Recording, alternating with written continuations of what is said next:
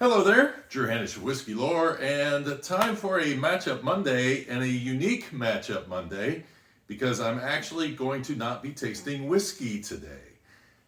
I am trying to get over just making statements about things because I tasted something and then I go, okay, and then I hear some things around and then that becomes my opinion rather than me actually doing a tasting myself. So I decided it was time for me to put vodka to the test. Now, my impression about vodka is that it's not supposed to taste like anything. There are flavored vodkas, just like there are flavored whiskeys. But if you're making a cocktail and you are making something, especially like a martini, you may not necessarily want to have a particular flavor in your spirit. This has been my opinion. This is the way I was always told vodka was supposed to be. It's not supposed to be filled with flavors unless you're wanting to actually just drink the vodka, which, as I've been watching old episodes of Cheers, it's interesting to see people, ordering vodka rocks, and I'm like, I just wouldn't do that. I don't. What's the purpose? Maybe throw a lime in there or throw some kind of fruit in it, and maybe that adds some interest to it. But just drinking straight vodka to me never really had that much of an appeal. And because I'm a James Bond fan, that pushed me towards Smirnoff. And then I read a New York Times article that said they went through and they did purity tastings and said that the purest of the vodkas out there for making your drinks is Smirnoff. So I thought, okay, James Bond, cleanest, this is what I need. Prior to that, I was buying Russian Standard vodka, but now I'm buying Smirnoff. So then I said, you know what, there's all these other, like Grey Goose. My opinion on Grey Goose is it's a beautiful bottle and it's overpriced because it costs twice as much as Smirnoff. So what's the point? Why am I buying that if Smirnoff is the cleanest vodka I can get? So I bought Tito's, Wheatley, Grey Goose, and I, of course, had Smirnoff already available and decided to do a blind tasting on all four. And what I ended up with was a total surprise. And I'm going to reveal that as we go, because I'm going to give you some tasting notes on these and give you some of my impressions, as well as kind of describe what are these made of, how are they made, where do they come from, all that sort of stuff. So we're going to start with Smirnoff, which has a history that goes back into the 1860s, and it did originate in Moscow, but it eventually, after Prohibition, started making its way into the United States. Today, it is owned by Diageo, which is a British company, and it's made all over the world.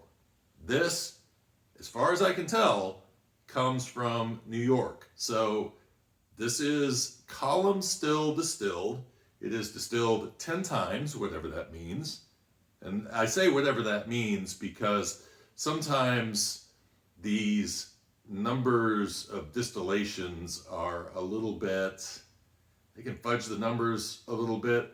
Does that mean, I'm assuming this goes through a column still. It doesn't really say whether it does or not on anything that I could find.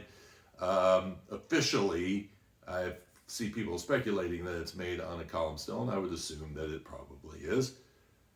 But what does that mean, 10 times? So they're running it through a how many plate column still and what style of column still and, how many plates. Sometimes these plates are all considered to be, their own distillation.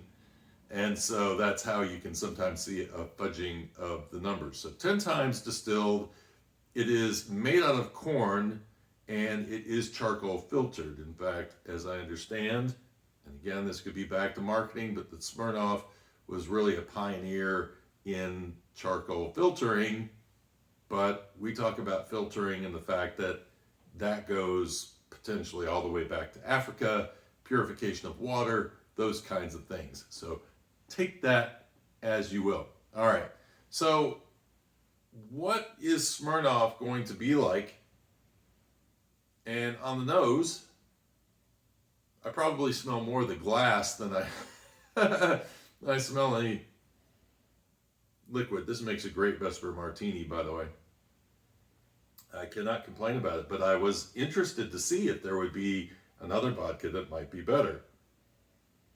So smelling is really probably going to get me nowhere on any of these. It's all going to be down to the taste. I couldn't smell anything in any of them the other day, so but I'm testing them again.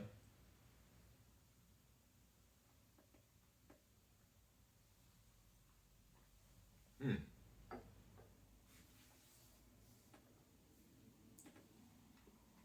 There's a slight bit of creaminess to it. I maybe get a little sense of like, this is going to sound weird, but kind of a char smoke coming through on it. And so there is a flavor to it, but it is kind of just a, call it a smoky flavor or what? I don't know, but it doesn't spend time in the barrel, so it's not getting it out of the barrel. Potentially, maybe it's coming through the charcoal filtering, although the idea of filtering is not really to add flavor. And so it is very neutral, clean on the palate once you're done.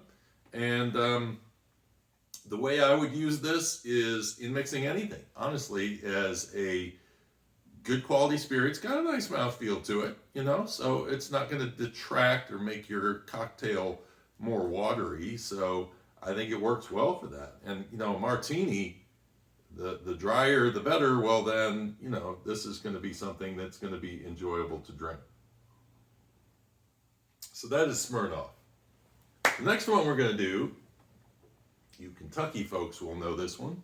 This is the Wheatley vodka. It is not named because it has wheat as its main ingredient. It's named Wheatley because Harlan Wheatley, the master distiller at Buffalo Trace, is the one that came up with this. And so 10 times distilled, so we're talking the same as Smirnoff. You see there that they are doing it on a pot still though. So now it's 10 times distilled, but it's 10 times distilled on a pot still. And oh, interesting. Yeah. Again, I would want to see the process. I'm not 100% sure how they're getting to this 10 times distilled. Maybe that's a little column there. I'm not sure. And maybe it's going through some additional plates and that's where they're getting the 10 times distilled. It would be hard to imagine that they're going back through that pot still 10 times. Otherwise, this would cost more than it does because we're talking about a $12 Smirnoff versus an $18 Wheatley vodka. So Wheatley is coming in right in the middle in terms of price point between Grey Goose and Smirnoff. 10 times distilled on a pot still instead of a column still. That's probably going to add a little bit more mouthfeel to it, along with the red winter wheat that they're using for making this. So it's not made out of corn. This is made out of red winter wheat. And of course, that's a distillery that's known for its wheated bourbons. And so there's a little bragging going on with that as well. All right. On the nose. Oh, and this is filtered 3 times. 3 times. So the idea with vodka is you really should try to make it as clean as possible. But you can't distill to 100% ABV. So something's going to be left in there. And I would imagine that a pot still, you're not going to be able to probably distill as high as you could distill on a column still. I would have to, again, ask a distiller that question. Usually we're not thinking in the whiskey world of distilling something to its purest form because we want it to still have some character of the original grain so that we can call it whiskey. Not really a sense on this one either. Might actually maybe a hair, but I mean, wherever the scent is, it's not much.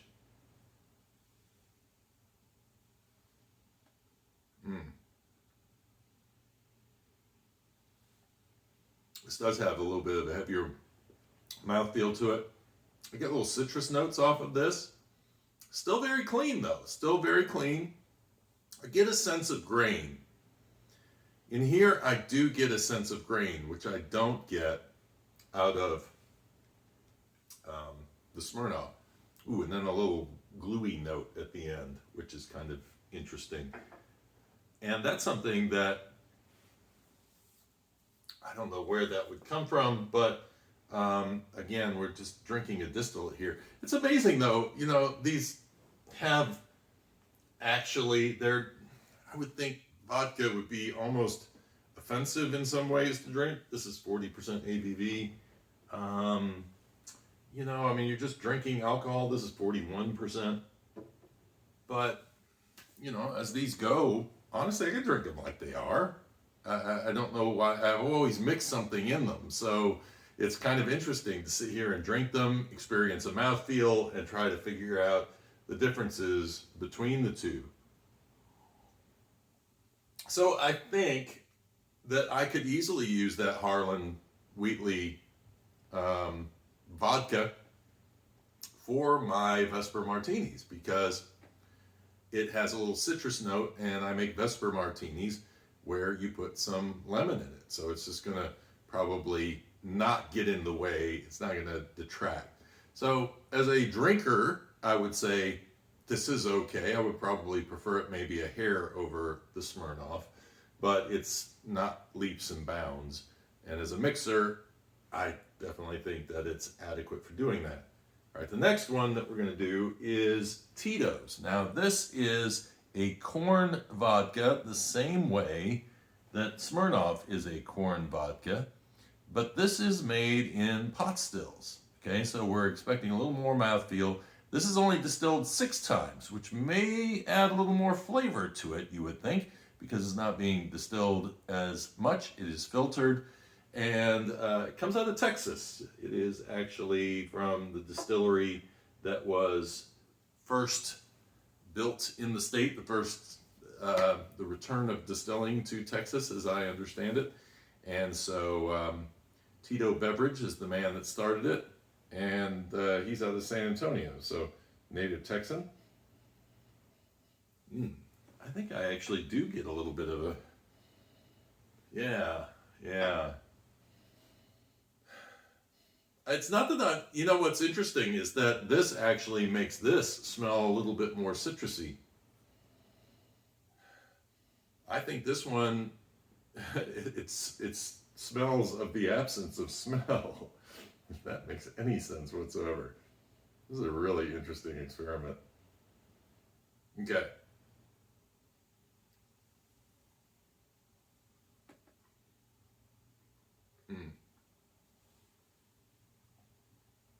I like the mouthfeel on that.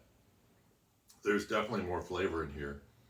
This, I get almost like a custard note along with grain, a little bit of a spice at the end, just a touch of a spice coming in, some citrus peel, and maybe a little mint in there as well. When I drank this the other day, as I was doing my tastings, I was like, oh, I bet this is the Wheatley. Because I was thinking, okay, this is, you know, this coming out of Kentucky, they're probably, you know, getting some Kentucky influences in there. But it wasn't. It was Tito's. And I've heard about Tito's on and on and on, and have never had it before. This is the first time I've ever tasted it. It's got a nice mouthfeel to it. It's nice on the palate. It actually has some flavor to it. It's very slight. All of this is very slight.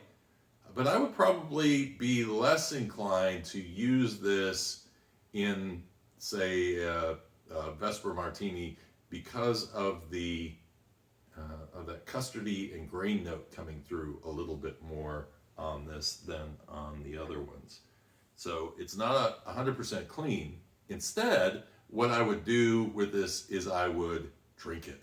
Because you're going to order vodka rocks, and I probably wouldn't order it vodka rocks. I'd just say pour it neat, because it does actually have a nice mouthfeel to it. And this is running at what percentage ABV?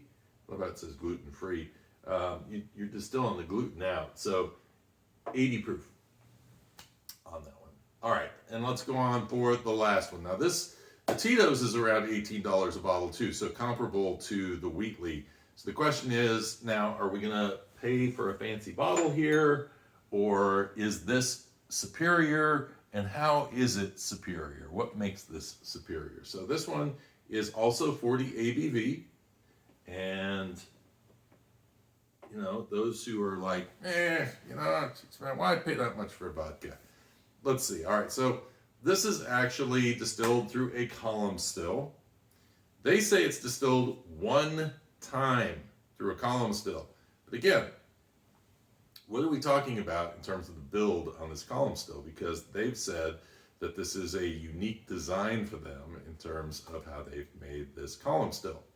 This is distilled out of soft winter wheat. So we got another wheat whiskey here, and then it's using water, distilled water. You know, the French love their water, and so as do the Kentuckians. Kentuckians love their limestone filtered water, and so a lot of the discussion goes into that when you're reading and trying to figure this out through the website. By the way, to do this kind of a tasting, we have great city water here. I mean, the only place that has better city water than us, I would say, would be to go to Kentucky or Tennessee, because they really do a nice job of cleaning the water up and not really having a lot of flavor. And then I run it through a filter. Also, I've tasted this against Smart Water, and you know, to me it holds up. So to do a vodka tasting and you want to cleanse your palate in between, I would say get the purest water you can find. And I tend to like Smart Water, but you know, there may be some other ones that you like. But that one to me doesn't have flavors. Sometimes you get some of those minerally kind of waters, and they do pick up a little bit more flavor, which is going to taint this kind of really delicate tasting. All right, Grey Goose. Say that 6 times fast. The tongue twisting vodka. Maybe I should have done it first so I wouldn't have tongue twisted so easily. Oh, interesting. I want to say I smelled something right off the bat. If I did, it's gone. All right, cheers.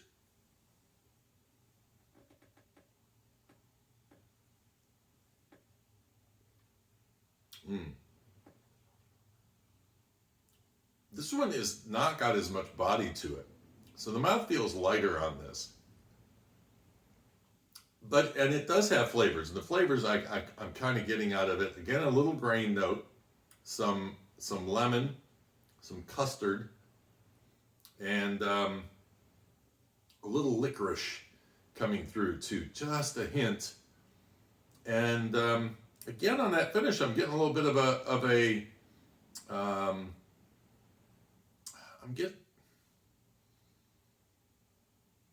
I'm on kind of a little glue note there also on this one. But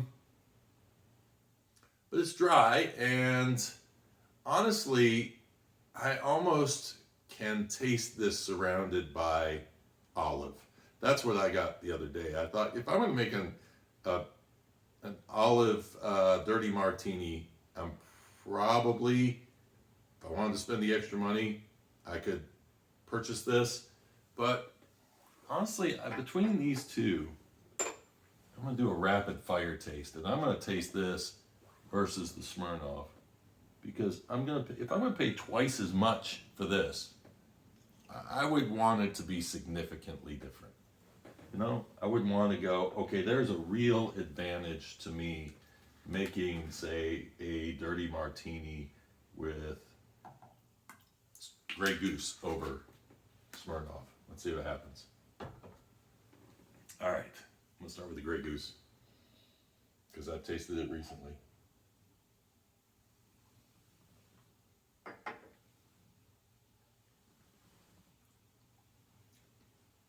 Oh, the wheat comes through. Oh, I'm getting some mint on that too now.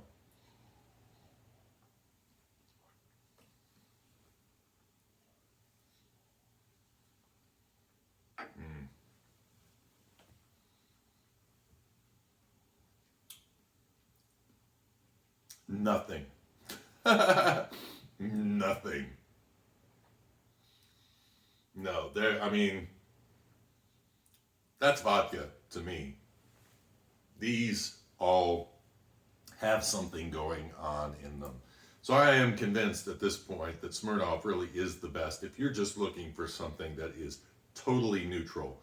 But if you're looking for mouthfeel, you're looking for a little flavor, depending on what the flavors you are looking for, you know, that may make your decision as to which of these that you're going to go after. I won't put Grey Goose down for being twice as much as Smirnoff. It has some characteristics to it that Smirnoff does not. But the question is, are you looking for those characteristics or not? And are those characteristics worth paying twice as much for? That's what you got to figure out. If you have one cocktail that you really enjoy and one of these works best for it, then that's the one you should buy. And since I have gotten along with my Vesper Martinis for so long in Smirnoff, I think I'm going to stick with that. But I don't think I would go wrong, at least with these two over here. Well, actually, the Wheatley,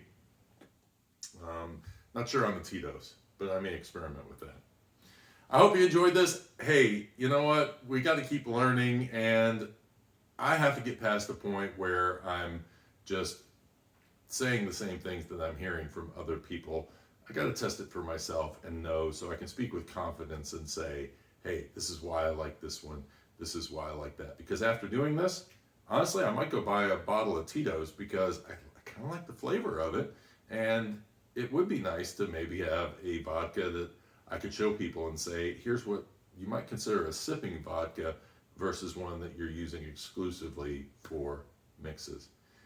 If you enjoy this content, please think about joining us on Patreon. There's a free version, or if you want to support the show, you can do so, and you get some extra content. And subscribe if you'd like to watch more of these. Thumbs up if you thought this was very helpful. And until next time, cheers and Slainte.